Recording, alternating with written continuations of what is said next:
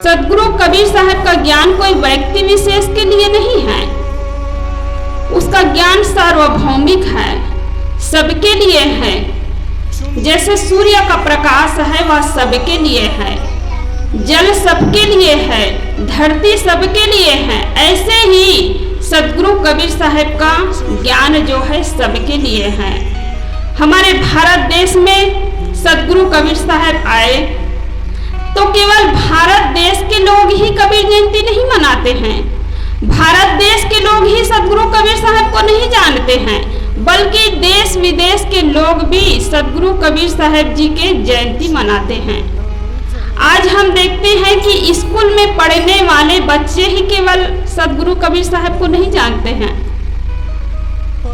बल्कि जो बच्चा स्कूल का मुख नहीं देखा है, जो बच्चा अभी चलने लायक है, चलना सीखा है, उठ करके खड़ा होना सीखा है, वह भी सदगुरु कबीर साहब को जानते हैं।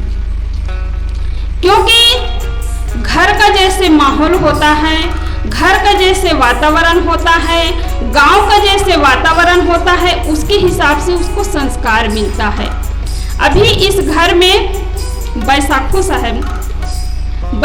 साहब थे तो उसका प्रभाव अभी उनके बेटे, उनके बहू पर पड़ा और इसीलिए उन्हीं के देन है कि हर साल यहाँ कबीर साहब जी के जयंती कार्यक्रम मनाते हैं। और अभी जो कार्यक्रम हो रहा है तो छोटे छोटे जो बच्चे हैं, घर में, गांव में, पड़ोसी के बच्चे हैं, वह देखते हैं, उसको संस्कार मिलता है।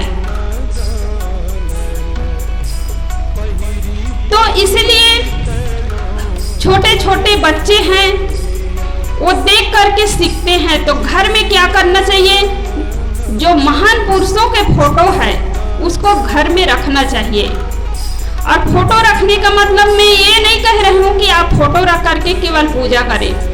फोटो को देख करके, चित्र को देख करके मन में अच्छा प्रभाव पड़ता है। चित्र को देख करके चरित्र की याद आती है। छोटे छोटे बच्चों को आप उस महान पुरुषों के फोटो को दिखाइए कि बेटा ये सदगुरु कबीर साहब है, ये राम भगवान है, ये कृष्ण भगवान है, ये बुद्ध भगवान है। ऐसे बच्चों को आप फोटो के पास ले जा करके दिखाएंगे, उसके कर्म को याद दिलाएंगे कि सदगुरु कबीर साहब ने ऐसा काम किया, राम भगवान ने ऐसा काम किया।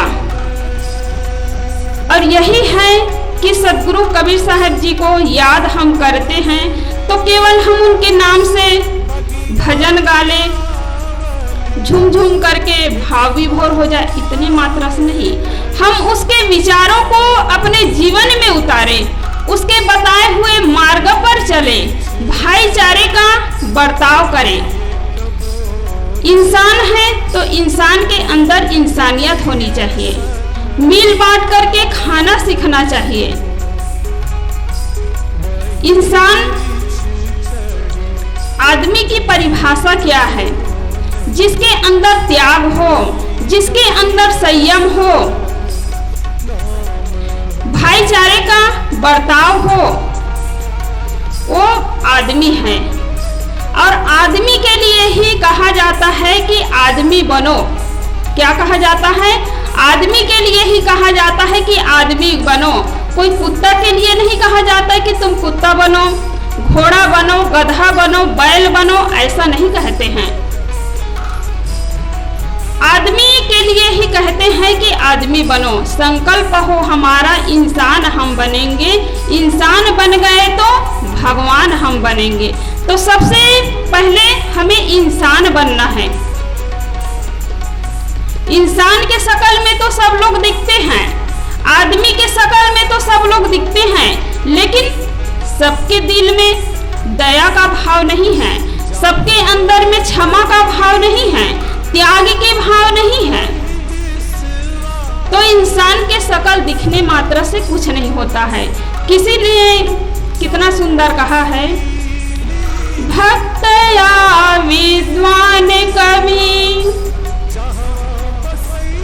भगवान पंडित मौलवी,